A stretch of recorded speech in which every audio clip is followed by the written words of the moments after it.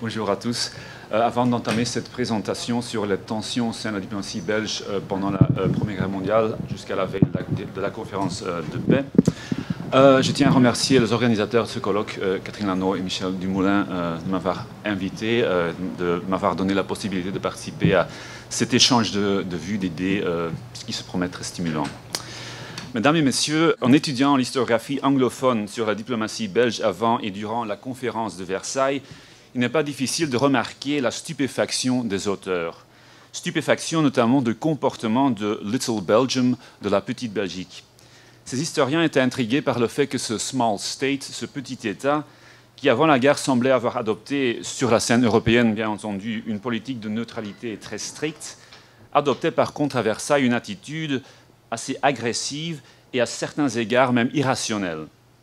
Ce qui les frappa le plus, c'est que la Belgique persistait à demander, ou plus précisément à suggérer des agrandissements territoriaux au détriment des Pays-Bas. Pays-Bas, État qui avait réussi à rester neutre pendant le conflit mondial. Cette attitude, ces historiens l'ont généralement attribuée au manque d'expérience diplomatique de la part du ministre belge des Affaires étrangères, le politicien Paul Hymans. Mais ce que je voudrais faire aujourd'hui, ce n'est pas de revoir ou de nuancer le rôle joué par Hymans, c'est ce qui a été fait très récemment par d'autres historiens belges, dont certains sont présents ici. Pour ma part, je voudrais reconstruire le chemin vers Versailles à partir des expériences non des politiciens, comme l'a fait Vincent, mais des diplomates belges.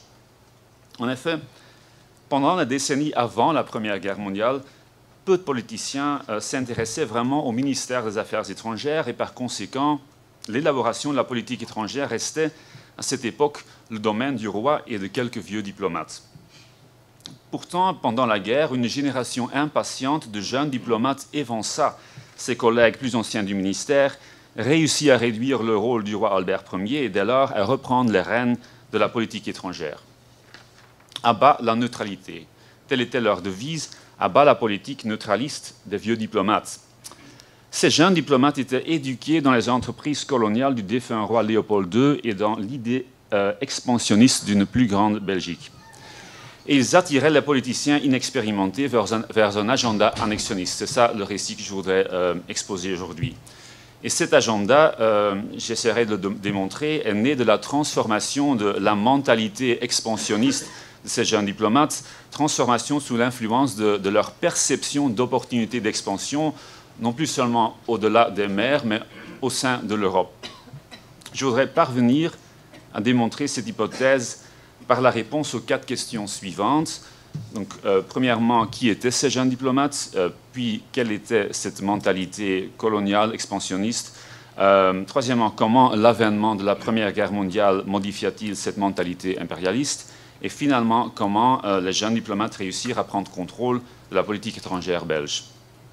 Donc d'abord, qui étaient ces jeunes diplomates qui parvenaient à contrôler la politique étrangère belge? Les deux plus importants d'entre eux étaient Pierre Hortz et Albert de Bassompierre. Ces deux hommes furent nommés pendant l'été de 1917 à des positions clés dans la diplomatie belge.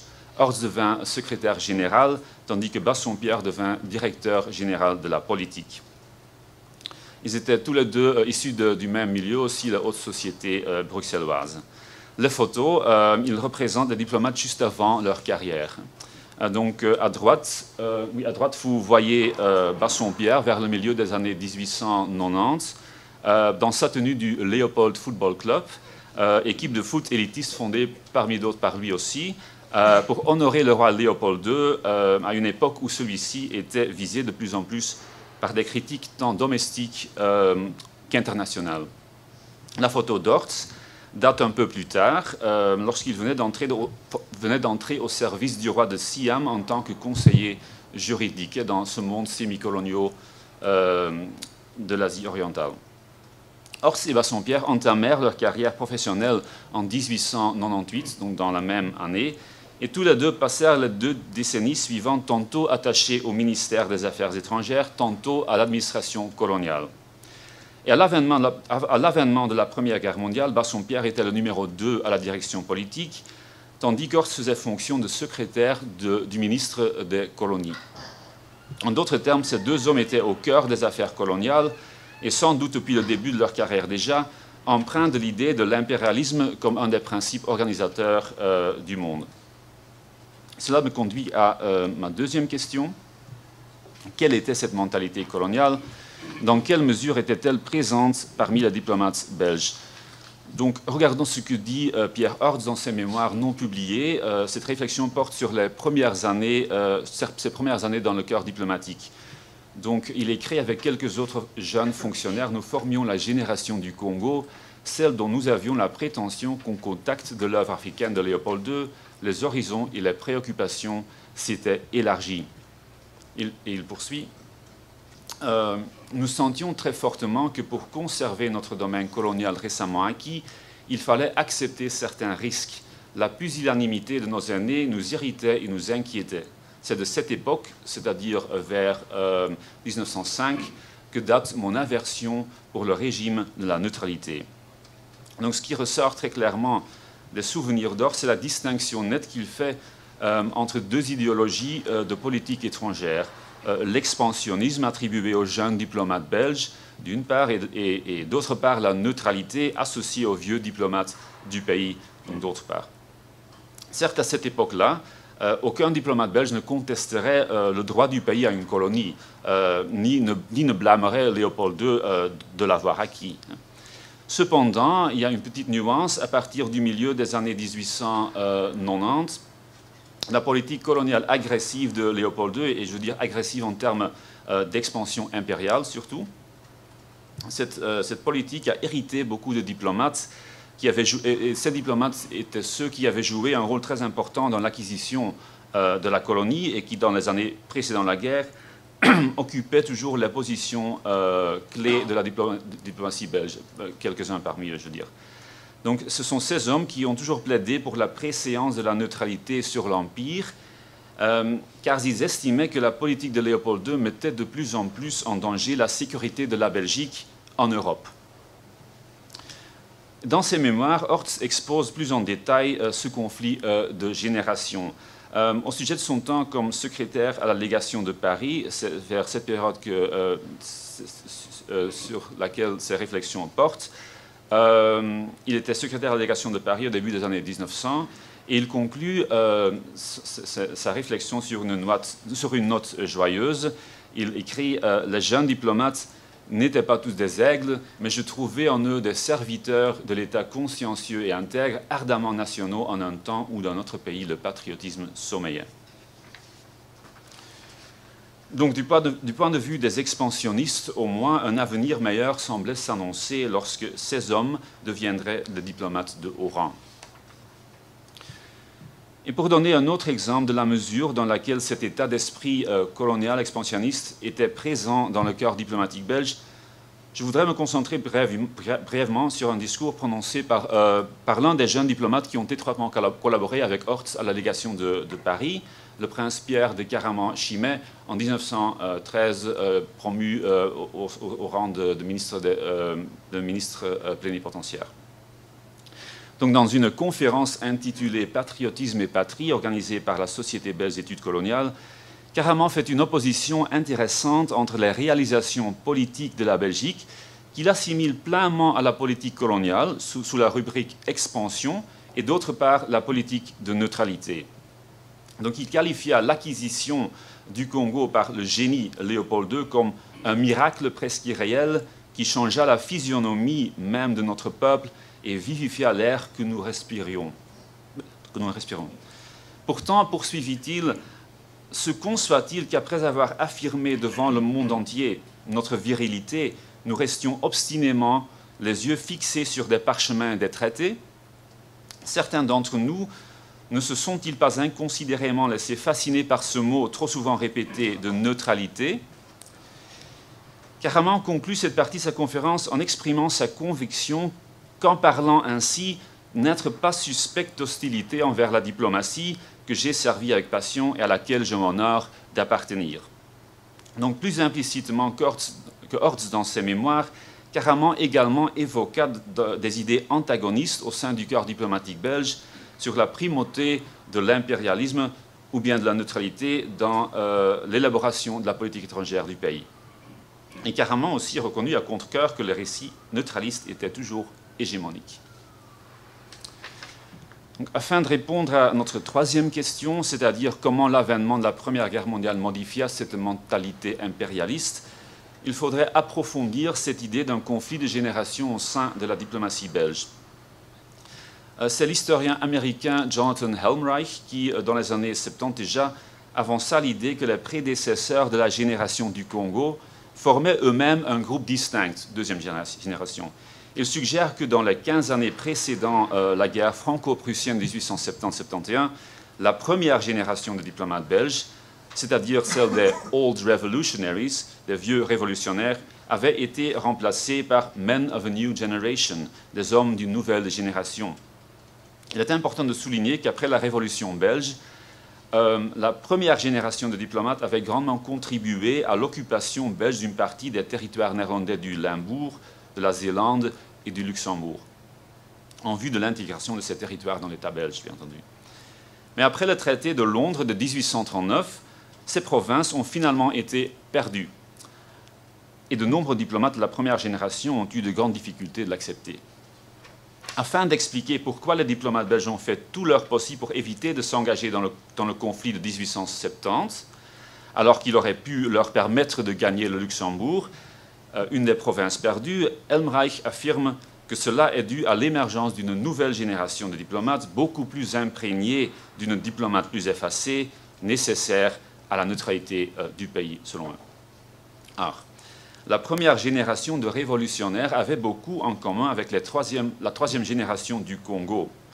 Contrairement à la deuxième génération de la neutralité, ses membres étaient favorables à une attitude proactive dans les relations internationales. La génération des révolutionnaires s'efforça d'obtenir la possession du Luxembourg, du Limbourg néerlandais et de la Flandre zélandaise dans les années 1830. Et la génération du Congo avait suivi l'initiative de Léopold II et avait fondé la Grande-Belgique au-delà de l'Europe. Pourtant, ils n'avaient pas oublié la lutte que leur grand-père avait perdue en 1839. La plupart des discours de la génération du Congo sont ponctués de liens entre l'idée d'une Grande-Belgique à l'intérieur et à l'extérieur de l'Europe, entre le colonialisme et ce que l'on qualifierait dans la Première Guerre mondiale d'annexionnisme. Prenant l'exemple du prince Pierre de Caraman-Chimay, il expliqua également dans sa conférence que l'exploit de l'expansionnisme belge était d'autant plus grand qu'il s'était développé, cotation, bien que le pays ne possède qu'une partie intermédiaire des bassins de l'Escaut et de la Meuse qui nourrissent notre territoire. Mais lorsqu'alors, en août 1914, la Première Guerre mondiale éclata, les diplomates de la génération du Congo ont été rapidement convaincus qu'il était temps de travailler à la réalisation de la Grande Belgique, cette fois-ci non pas d'abord au-delà des mers, mais bien au sein de l'Europe. De l'imagerie organique dans des discours tels que celui de Caraman, vous pouvez imaginer à quel point ils ont jugé importante la croissance physique de leur pays. Maintenant que la neutralité a été violée, ils ont estimé que rien ne devrait empêcher de jeter le traité qui avait imposé la neutralité à la Belgique et de poursuivre une politique annexionniste. Moins d'une semaine après l'invasion de l'armée allemande déjà, un jeune diplomate fit remarquer « Nous avons un travail fou ici, mais quelle joie d'assister à cette naissance d'une grande Belgique ». Cependant, Pierre Horth et Albert de Bassompierre comprirent qu'ils devraient d'abord soustraire le contrôle de la politique étrangère belge aux diplomates neutralistes. Je ne vais pas entrer trop dans les détails ici, mais je voudrais rapidement essayer d'expliquer les différentes étapes du coup de force d'Horth et de Bassompierre. Donc la première étape était de gagner la confiance des principaux hommes politiques belges et de leur transmettre les idées de la génération du Congo. Tous ne furent pas facilement influencés, mais au début de 1915, quelques ministres importants furent déjà conquis par la cause annexionniste. En particulier, le plus facilement était le ministre des colonies, Jules Rankin, qui devenait, ou était devenu déjà, le plus ardent défenseur d'une Belgique plus large au sein du Conseil des ministres. C'était là le travail d'Horth, sur lequel Rankin s'était tellement appuyé au cours des années précédentes que ses contemporains ont qualifié Horth de ministre des Affaires étrangères du Congo. Le bureau de Rankin servit également de lieu de rencontre des diplomates annexionnistes. Le bureau de Rankin au Havre, je veux dire, mais vous savez, vous connaissez le contexte. Dans ses journaux, Bassompierre décrit comment lui et ses amis ont fulminé contre l'idée de compromis du baron Bayens. Baron Bayens, ministre des Affaires étrangères à l'époque, qui était un neutraliste, diplomate également. Il avait donc proposé ce compromis de négocier avec les Néerlandais une sorte de co-souveraineté sur l'Escaut. Mais selon Bassompierre, si la Belgique obtenait la co-souveraineté sur l'Escaut sans annexion du territoire, la Flandre zélandaise deviendrait un organe inutile qu'on a lié trop fortement pour empêcher la circulation et qui tombe de lui-même, puis à un organe ne correspondant plus à une fonction telle l'appendice, et qui doit être enlevé lorsqu'il devient une cause d'irritation ou même avant. Apparemment très satisfait de sa propre ingéniosité en matière d'expression métaphorique organique, Bassompierre s'exclama que la Flandre zélandaise était l'appendicite de la Hollande. Un autre jeune fonctionnaire temporaire mais très fameux, Pierre Nothomb, dont parlera le professeur Francis Ballard samedi, immédiatement ajouta que le Limbourg est son hernie et qu'en ami sincère, nous devons lui faire la double opération en douceur. Bassompierre croyait vraiment en la pertinence de sa théorie des appendices. Il l'a même révélé au secrétaire général quelques mois plus tard. Mais le secrétaire général de l'époque, c'était le baron Léon van der Helst, n'était pas du même avis. Comme le ministre des Affaires étrangères, le baron Bayens, ils estimaient que la diplomatie belge devait s'en tenir à la politique de neutralité d'avant-guerre et poursuivre la restauration des frontières du pays d'avant-guerre, sans aucune annexion de territoire néerlandais. Donc le Luxembourg, c'est un autre cas, mais ce n'est pas l'objet de ma présentation ici. La deuxième étape du coup de force consistait, pour la génération du Congo, à retirer leurs opposants du pouvoir. Les journaux de Bassompierre regorgent d'informations sur la manigance nocturne de ces jeunes fonctionnaires et sur les stratégies qu'ils ont élaborées pour inciter les membres du gouvernement à faire renverser le ministre des Affaires étrangères belge. Ces politiciens, bien entendu, avaient leurs propres raisons pour prendre le pouvoir, mais c'est la perspective des diplomates que je voudrais souligner ici.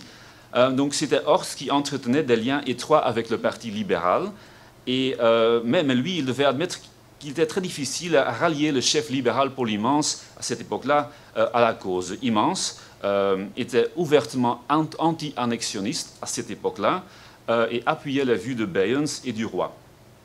Le ministre de la Guerre, Charles de Broqueville, lui également président du Conseil, donc chef du gouvernement en exil, a promis à Bassompierre de contribuer à l'élimination de Bayens et à l'annexion de territoires néerlandais. Toutefois, Broqueville disait « Moi, je préfère d'opérer dans les coulisses ». Donc, Bassompierre et Horst ont donc décidé que c'était le ministre des colonies Rankin qui devait diriger l'attaque contre Bayens lors des réunions du Conseil des ministres, tandis que Broqueville discréditerait Bayens aux yeux du roi. Telle était la division des tâches. Bassompierre et Horst fourniraient aux deux hommes politiques la munition nécessaire pour éliminer Bayens, et à l'été de 1917, ils obtiendront le résultat souhaité. Bayens devait partir, était remplacé par le ministre de la Guerre, par Broqueville. Avec cet événement, la troisième phase du coup de force impérialiste ou expansionniste, la terminologie n'est pas toujours très précise, je m'en rends compte, de la politique étrangère s'est matérialisée.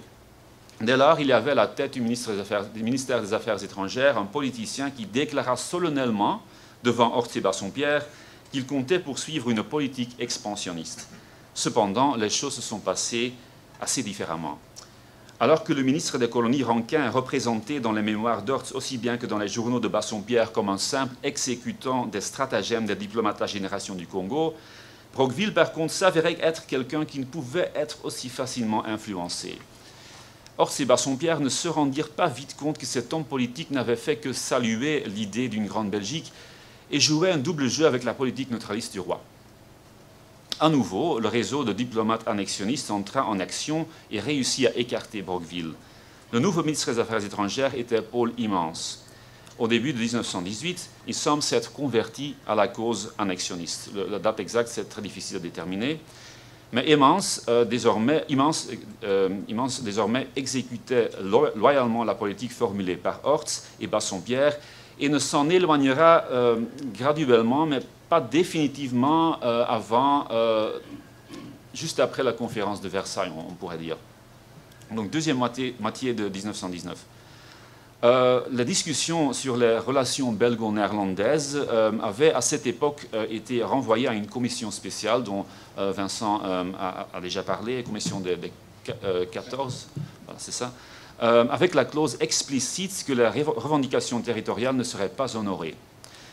Au moment où ces négociations menaçaient de ne pas aboutir, en raison de références persistantes d'Orts et de Bassompierre et d'un politicien nommé Paul Segers, donc référence persistante à l'intégration du Limbourg néerlandais et de la Flandre zélandaise dans l'État belge, suggestion, pas vraiment demande ouverte, mais les Néerlandais savaient ce qu'il voulait dire. Mais à cette époque-là, la distance entre Immense d'une part et Bassompierre et Orts d'autre part semble s'être considérablement élargie. Dans les journaux de Bassompierre de cette période, un passage illustre très bien, je pense, comment à cette époque était construite la politique étrangère belge. C'est un passage qui est en anglais, donc les journaux de Bassompierre sont pour la plupart en anglais, il y a aussi des passages en français. Donc en anglais, il écrit « I said calmly that the government would have, in case of rupture, to examine what measures of precaution must be taken. We cannot risk to be faced once more with a situation of August 1831 when the Dutch took us unprepared. Mr. Heymans declared he would never make a policy leading to war, that war was out of the question. I replied that it might be forced upon us. When all had gone, except Orts and I, Heymans, Orts and I insisted to Mr. Heymans that what he had said was dangerous, because if it was known publicly that Belgium would shun war in any case, the Dutch would become all the more determined to give us nothing and to bluff us by war menaces. He got angry and spoke of la politique qu'on lui fait faire, etc. I maintained my point of view to the evident delight of Orts. Donc, en conclusion, pour reconstruire les tensions au sein de la diplomatie belge dans les années précédant la conférence de la paix, j'ai employé surtout des documents autobiographiques non publiés d'un caractère plus ou moins privé, et par rapport aux documents diplomatiques officiels dont les acteurs ne sont pas toujours très clairs, et les vrais auteurs, je veux dire, et par rapport aux mémoires publiées de personnalités politiques de premier plan, dont souvent le récit surestime l'héroïsme des protagonistes, je trouve que des documents tels que les mémoires, les journaux intimes d'Orts et de Bassompierre rendent plus claire la façon dont la politique étrangère belge était faite, ou fut créée. Ces documents décrivent les hommes politiques comme de simples exécutants d'une idéologie et d'une stratégie formulée par des diplomates. Ce qui nous porte à croire que le sort de la Belgique à Versailles n'était pas dû à des politiciens inexpérimentés en pratique diplomatique, mais bien à l'absence de consensus sur des objectifs de politique étrangère au sein de la diplomatie belge, au sein de l'appareil diplomatique belge. Cette absence a affaibli la cohésion du corps et donc l'efficacité de la diplomatie belge. En effet, les personnes les plus expérimentées dans la diplomatie européenne, les personnes qui avaient les objectifs de politique étrangère les plus réalistes, furent éliminées en cours de route. Donc dans cet exposé, si j'ai encore une minute. J'aimerais vous écouter encore une demi-heure. juste une minute, merci. Donc dans cet exposé, j'ai essayé de montrer que la politique étrangère belge avant, pendant et juste après la Première Guerre mondiale résultait d'une lutte historique pour l'hégémonie entre les récits diplomatiques concurrents d'expansionnisme et de neutralité. J'ai utilisé l'idée de 3 générations de diplomates belges, bien que je ne sois pas sûr que ce soit la description la plus précise, parce qu'il y avait toujours des diplomates individuels qui soutenaient les idées qui avaient été dominantes, mais ne l'étaient plus, ou qui préconisaient des idées qui devaient encore s'imposer. En tout cas, la neutralité a eu une profonde influence sur la culture diplomatique belge jusqu'à Versailles, mais le corps diplomatique ne l'a jamais totalement intériorisé, comme l'a montré l'attitude belge à Versailles. Et ça, c'était une conséquence de dimension globale de la politique étrangère belge de l'époque. Je vous remercie.